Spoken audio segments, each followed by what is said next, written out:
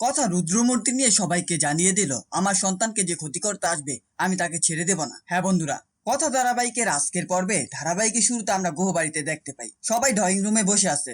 প্রত্যয় সবাইকে ডেকে বলে সবাই মিলে আসো একটা সেলফি তুলি। তখন কথা হোঁচট খেয়ে পড়ে যেতে গেলে এবি তাকে ধরে ফেলে এবং বলে একটু দেখে চলাফেরা করতে পারিস না, এখনই তো পড়ে যাচ্ছিলি। ছবি তোলার পর কথা তার মেজমা এবং চিত্রাকে ডেকে বলে সত্যিটা আমি সবার সামনে বলিনি, মানে এই নয় যে আমি কিছু বুঝতে পারিনি। যে আমার আগত সন্তানের ক্ষতি করতে চাইবে তাকে আমি ছেড়ে দেব না, একেবারে শেষ করে দেব। কিন্তু তার মানে এই নয় যে তুমি আমার সন্তানের ক্ষতি করবে, এটা আমি কিছুতেই মেনে নেব না। চিত্রা মনে মনে বলে আমি আবারও কথার সামনে ধরা পড়ে গেলাম। পরবর্তী দৃশ্যে দেখা যায় কথা রুমের মধ্যে হেঁটে বেড়াচ্ছে এবং বলে মানন্দী, তুমি সবকিছু দেখে রেখো, সবাই আমাদের আগত সন্তানের জন্য কতটা আনন্দিত।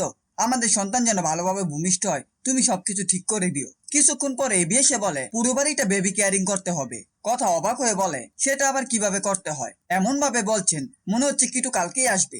এবি হেসে বলে কালকে আসবে না ঠিকই, কিন্তু অনেকদিন পর হলেও তো কিছু আসবে।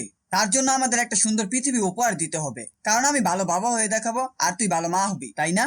তারপর এবি বলে তাড়াতাড়ি স্নান করে আসি, গিট্টুকে অনেক গল্প শোনাতে হবে। কথা অবাক হয়ে জিজ্ঞেস করে আপনি আবার ওকে কিসের গল্প শোনাবেন? এবি বলে গিট্টুকে জানতে হবে ওর মা বাবার ভালোবাসাটা কিভাবে হয়েছিল, এমনকি এটাও জানতে হবে কলেজে ওর মা আমাদেরকে কিভাবে তাকাতো। কথা মজা করে বলে ওর বাবার কথা হয়তো ওকে জানাতে হবে, তাই না পাচক মশাই?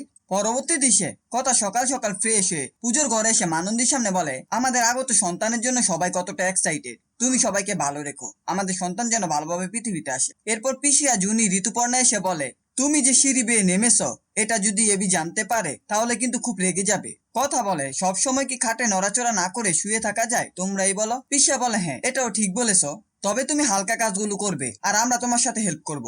এরপর কিছু মাস পর দেখানো হয় পিসিয়া একটি পুতুল নিয়ে কথাকে শিখাচ্ছে কিভাবে একটি ছোট বেবিকে কোলে নিতে হয়। আবার কয়েকদিন পর দেখা যায় মাঝরাতে কথার খুব ঠান্ডা কিছু খাওয়ার ইচ্ছে হয়। সে মনে মনে বলে আমার তো কখনো এমন ঠান্ডা কিছু খাওয়ার ইচ্ছে হয় না, তাহলে কি গিট্টুর ইচ্ছে হচ্ছে?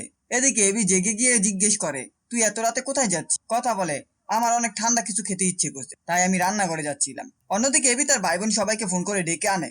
অঙ্কিত বিভিন্ন ধরনের আইসক্রিম অর্ডার করে। শেষ দৃশ্যে দেখা যায় সবাই আইসক্রিম দিয়ে ঘর থেকে বেরিয়ে গেলে কথা এবিকে বলে আমি নিজেই তো আইসক্রিম খেতে মানা করি আর এখন নিজেই গপ গপ করে খাচ্ছি। এবি হেসে বলে তবে মাঝরাতে আইসক্রিম খেতে কিন্তু ভালোই লাগে। এই ছিল কথা ধারাবাহিকের আজকের আপডেট। ভিডিওটি ভালো লাগলে চ্যানেলটিকে সাবস্ক্রাইব করে পাশে থাকা বেল আইকনটি অন করে দিন আর আপনাদের মূল্যবান কমেন্ট করতে ভুলবেন না।